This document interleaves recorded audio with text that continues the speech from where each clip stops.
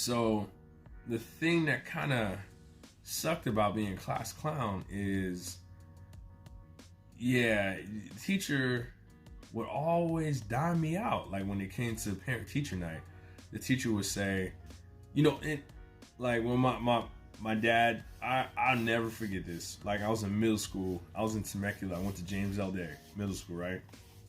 And my dad took us to back to school night, and I was like, whatever, regular school day, So after school, I went home and we got ready and we went to parents teacher night and walking around and stuff. And then my dad started taking me to we started going to my brother's stuff first. So I was like, all right, cool, my brother's name Anthony. So Anthony's such a good student, and he's so quiet, and he's all this, and he's so funny, and this and that. And I'm like, all right, cool. My dad's like, all right, good. It's good, son. That's the way it's supposed to be. And, good job. I'm proud of you, this and that. And then I'm like, man, if he like that, I know he about to love mine.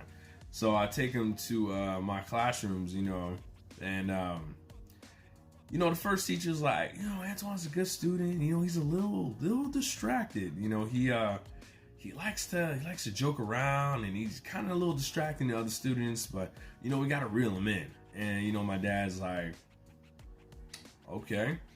And the thing that made it so bad was when you see, you go back to school night, you see like you're in class and the parents look on the wall and they're like, oh, okay, so Johnny made this, and Timothy made that, and David made that. So I was a terrible student at like finishing assignments and doing homework and stuff. It was so dumb. Like I did not think that if the project or the thing that I didn't finish, that it was going on the wall for parent teacher night. So when I walked into class with my dad, I'm looking around like, oh shoot, this is the assignment. Like this is the assignment that I didn't complete. And I was like, oh shoot, I hope he doesn't ask like where mine is. And sure enough, like we're walking around in there like, oh, okay, yeah. He's like, okay, so this is your class. Like he know what period it was. So I told him what period it was. So he said, oh, so this is your class. And he's like, and he was looking at the wall for like, no lie, like 2 minutes, like looking again, trying to find it. And then finally he turns around and he says, hey, I don't see yours. Where's yours at? And I'm like, I'm in 6th grade, so I'm like, man, she didn't put it up there? Oh man. I said, man, it was nice too. I put, of course I'm lying. Man, I put like all this and detail all this work in there. I said, man, I don't even know. I said, I don't know, Dad. I said, I put it up there. Maybe it got messed up, or maybe, maybe she's putting it up later or something. And so I said all this, right? Not knowing like where my teacher was in the room. I wasn't engaged in the room. And the teacher was talking with the parents. So that's why, she saw, now mind you, me and my brother, like, in Temecula, there was black kids and went a whole lot of black kids. So in my class, I was like the only black kid in there. So of course, me and my dad walked in. She knows like, oh, that's your dad, And she was talking to a parent when we came in, and I was like, I was saying like, man, I don't know where it is, this and that.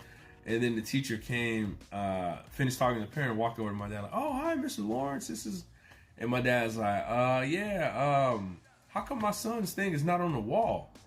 And then the teacher looks at the wall, and then she looks at me, and I'm just like,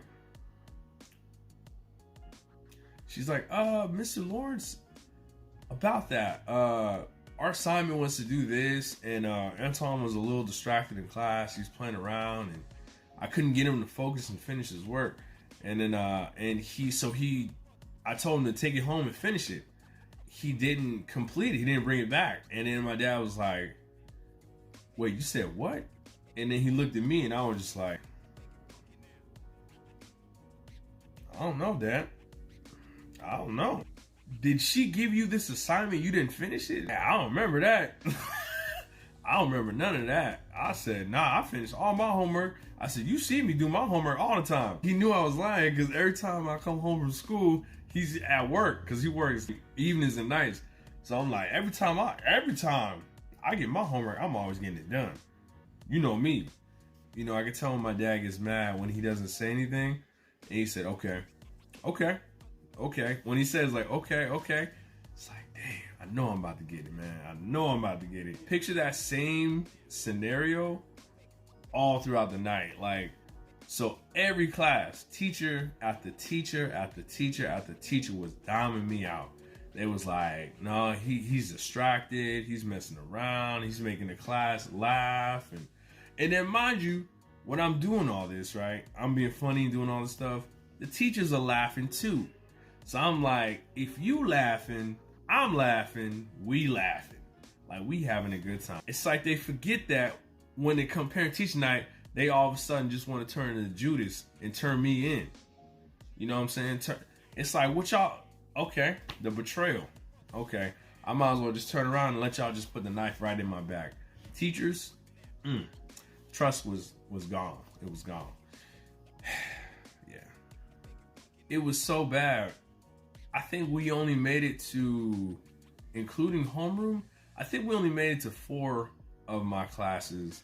And my dad said, all right, we're going. Like, we're leaving, we're going home. And I was like, oh no, I'm about to get the whooping of the century. And my dad got so mad. I don't think he remembers this. He got so mad that he was outside the car. Like, before we got to the car, he was cussing. He was cussing at me. And like, my brother was just sitting there laughing. I felt the fear of God. He was just like, you're effing this and effing that. I was like, what? Now my dad don't, like, my whole life, my dad never cussed at me. He didn't curse. Like, we're a Christian home, Christian family, but he was so hot. I've never seen him that upset before in my life. Like, he was cussing up a storm, and we was outside the car, and I was like, man, all I could think was, man, I ain't never gonna see the light of day. I ain't never going outside. I called my homie Niels, like, Niels, we ain't gonna be able to kick it for a month, dog. Moral of the story is, if you get an opportunity to have parent-teacher night with your parents, don't do it. No, moral of the story is, man, just, you don't realize the opportunities that you have, I was a smart kid. I am a smart person. I'm a smart guy, a smart man. And, I dumbed all that stuff down when I was a kid just so I can make people laugh. And then it's like, the people who are laughing at you, you think people are laughing with you, people who are laughing at you, they go on to do successful things. And for me, I couldn't see outside of myself, outside of being the funny person, and stayed in that place of like, oh, this is me. Lower my standards, lower myself so other people can feel good about themselves. When in the end, I realized like I didn't feel good about myself. So I tell you guys this story because, yeah, it's funny, but it was also a journey. It's a journey that I'm going through now. I'm 30 years old. Like, I'm still going through that journey of like self-worth, loving myself, of just being honest and truthful with myself. And it's like, it's okay. Everyone doesn't have to like you. It's for you to like yourself, The only person you need to worry about is God, the way God feels about you, the way he says about you, So if you don't like something about yourself, great thing is you can change it, You can change it. You can, if it's a physical feature, something you don't like, embrace that thing, man. People call me short. I have miniature kneecaps. That's what I call it. Miniature knee. My ankles are shrunk. That's actually why I'm the size I am right now. So people try to make fun of me and clown me because I'm short. I said, nah, dog.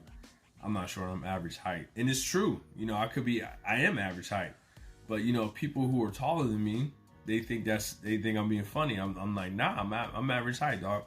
And, I ain't gonna tell them average height's a woman, but that ain't none of your business though. So why you asking me them questions? You don't ask questions you don't want answers to. It's cool to kind of sit back and reflect on those things and laugh about it. I mean, but in a moment, I think that night I got a whooping of a lifetime. But I'll never forget it. I will never forget it. I'll tell you that for a fact. I made sure at least the week before parent-teacher night, I was the best student up in that class. It's 3,700, 98 and 52,000. Even though I make jokes and people laugh and stuff like that when I was young, I did not like whoopings, man. I did not like whoopings or being on punishment. That's why I can never be a hardened criminal. Good Lord, never ever go to jail, because it's just like, geez, it just ain't worth it. It ain't worth it, Miss Sydney. It ain't worth it. Thank you guys for joining me. I have fun. Hope you guys had fun listening to my stories. It's been fun. This is one of my first videos, and I'm super excited. Hopefully you guys can join me for more stuff. Be blessed, and be a blessing to someone. Pay it forward, man. Stuff you're going through right now, just know that later on you're gonna be able to laugh about it later. So don't take life too seriously.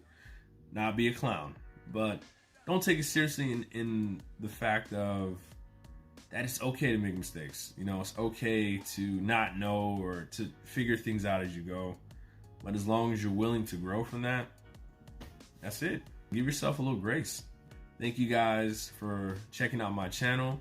Like, subscribe, give me a whoop whoop in the comments there. I would appreciate it. That's pretty dope. I'll talk to you guys later, but you guys have a great day. All right. Peace.